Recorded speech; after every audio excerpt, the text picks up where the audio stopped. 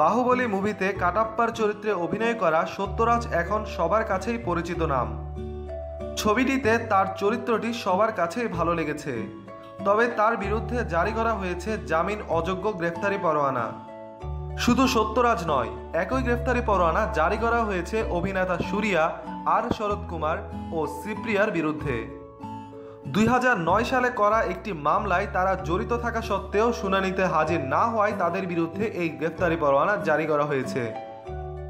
জানা যায় 2009 সালে সাউথ ইন্ডিয়ান সিনে অ্যাক্টর্স অ্যাসোসিয়েশন সভায় তামিলের একটি দৈনিক পত্রিকায় প্রকাশিত এক প্রতিবেদনে ওই অভিনেতাদের ইমেজ ক্ষুণ্ণ হয়েছে বলে তারা পত্রিকাটির নিন্দা জানায়। ওই নিন্দার বিষয়ে ফ্রিল্যান্সার সাংবাদিক এম রোজারিও বলেন, সবাই শুধু ওই দৈনিক নয়, সব সাংবাদিকদের নিন্দা করেন তারকারা। 2011 সালে এই অভিনেতাদের কোর্টে হাজির হবার জন্য বলা হয়। পরে তারা মাদ্রাজ হাইকোর্টে তাদের হাজিরা দেওয়ার ব্যাপারে জানতে চেয়ে পিটিশন করেন, কিন্তু তাদের করা পিটিশন খারিজ করে কোর্ট। সম্প্রতি জুডিশিয়াল ম্যাজিস্ট্রেট সেনিত কুমার রসভেল শুনানির জন্য এই অভিনেতাদের হাজির না হওয়ার বিষয়টি জানতে পারলে তিনি তাদের বিরুদ্ধে গ্রেফতারি পরোয়ানা জারি করেন। মঙ্গলবার ভারতের বিনোদন বিষয়ক জনপ্রিয় নিউজ পোর্টাল বলিউডবাবল.com-এ প্রকাশিত একটি প্রতিবেদন থেকে এসব কথা জানা যায়।